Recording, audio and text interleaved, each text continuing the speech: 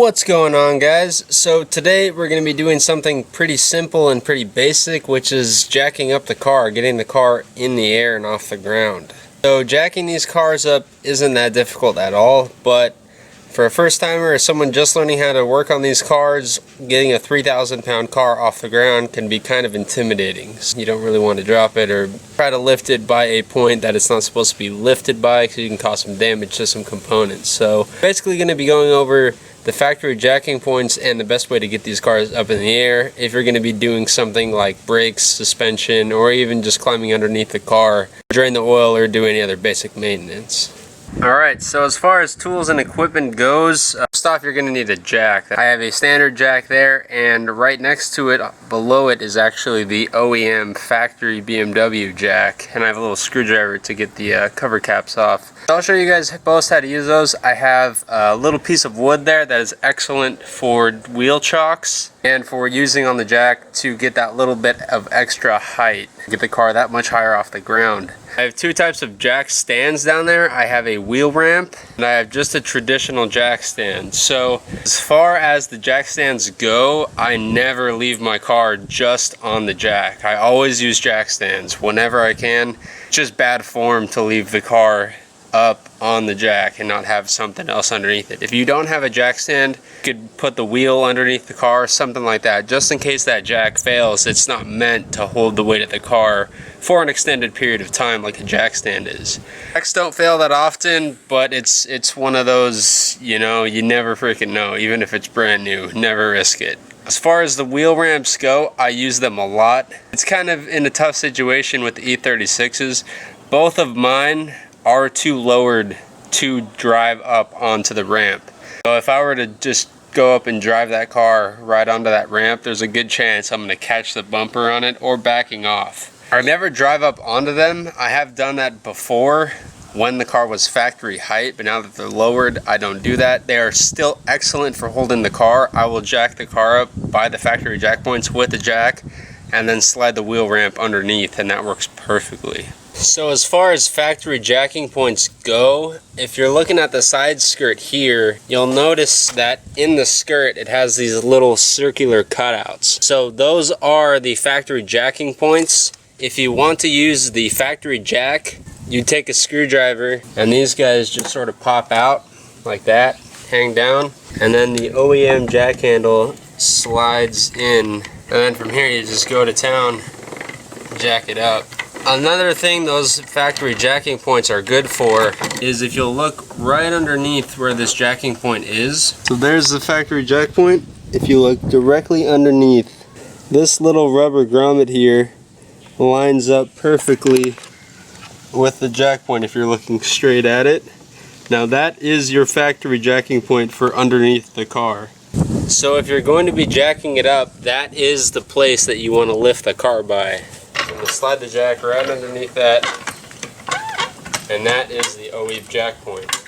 So now whenever I jack up the car and put it on jack stands, I actually won't jack up the car by the factory jack point. I'll jack it up a little bit to the inside where the jack is sitting now if it's on the front.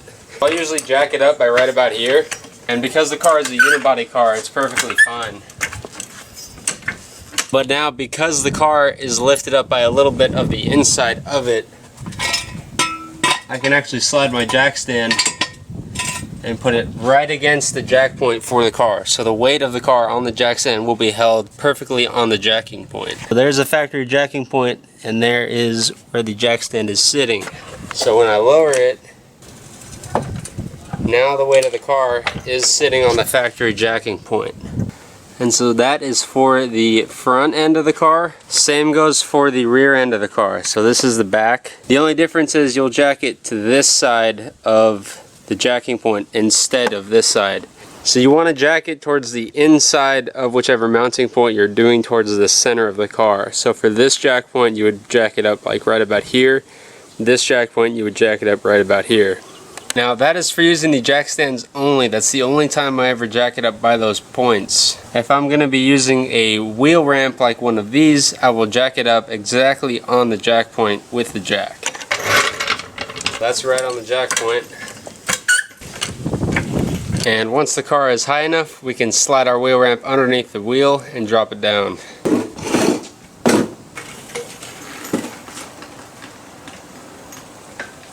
Now I know some of you guys might comment that that wheel ramp is on backwards, and technically yes it is, but because I don't drive my car onto the wheel ramp, I just put it underneath to hold it. I will usually put one side facing the right way and one side facing the wrong way. The idea behind that, especially if I'm jacking up the rear end, is there is no brakes, there's no parking brake to hold the front end of the car, right? So if you jack up the rear end with both front ends on the wheel ramp and they're both facing the correct direction, the car could theoretically roll off the wheel ramps backwards, which would be ugly as hell. So I'll put one way and one the other way to sort of lock the wheels from going in their respective routes. I don't know if that actually works or not, that's just something I do.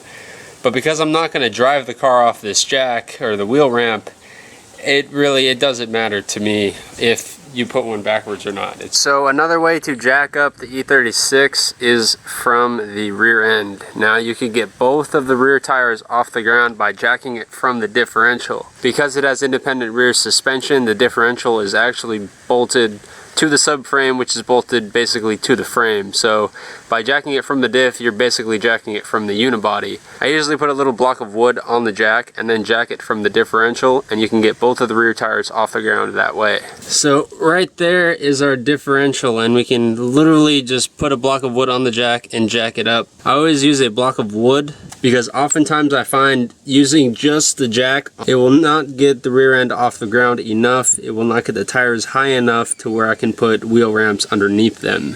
So here we got our blocks of wood. We're gonna go right up on the diff. And here's an example why I use the block of wood. So our jack is almost at halfway of its stroke up to its top, but the wheels are still basically on the ground. The rear wheels have a lot of travel. So I use that extra block of wood to get it just that little bit higher off. So the rear end is off the ground now. From here, we can come in and put our jack stands on both ends because the whole rear of the car is off the ground, which makes it a lot easier to jack up the back end. And despite the ass end being completely off the ground, the wheels are still not high enough to get the wheel ramps underneath. So I'd have to basically get the jack even higher to get it on these ramps. And you can stack a lot more blocks underneath there if you need to, if you're going to put the car on wheel ramps like this. Alright, that's it. A couple last pointers. Always remember to jack carefully and jack slowly. Do not WWE body slam the chassis onto jack stands. That is really bad for it. So just be slow with the jack, be nice with it, and be careful. Thank you guys so much for watching. Keep it fresh, and I will see you guys later. Maybe you should take it slow.